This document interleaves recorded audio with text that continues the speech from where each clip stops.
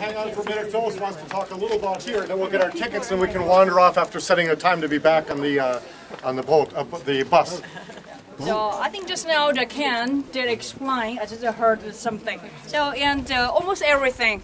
So the Great Wall, the most of actually only the Ming Great Wall is 500 years ago. The Ming Great Wall was made of bricks and stones.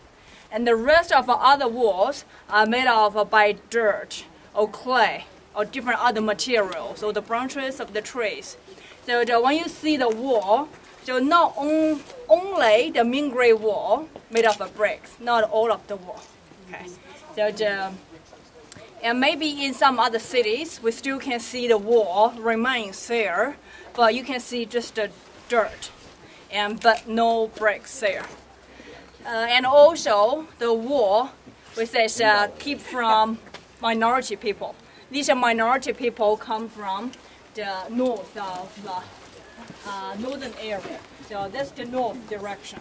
Okay. So they will cover the mountain here. So one by one you can see the wall. So Ming Great Wall, they're all connected each other from east to south, from east to west. And then these were connected and also past 7 provinces, and also past Beijing. So today is one of the Beijing section.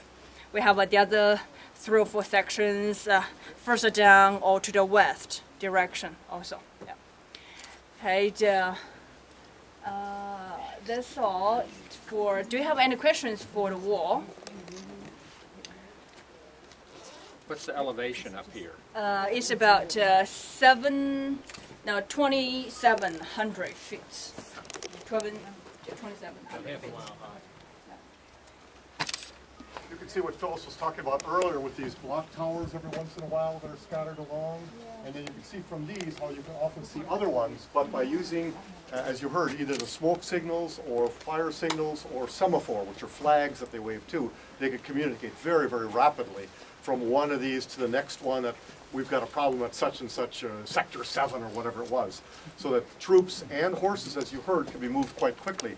Some of these areas are difficult to get horses up onto here, but in other places like, well, you can see how they got them up at Xi'an, for example, that you could quickly get horses up to move your troops quickly from one place to the next. Stand and take a look over the wall and see how difficult it would be to come up and attack these things, and yet the walls were breached at times, not always by military force, but by what's called the 5th column, friends on the inside who would slide the bolts on the doors, and you'd walk in without having to battle. And so typically for war kinds of solid, non-moving Maginot lines, these things weren't as effective as they may have been.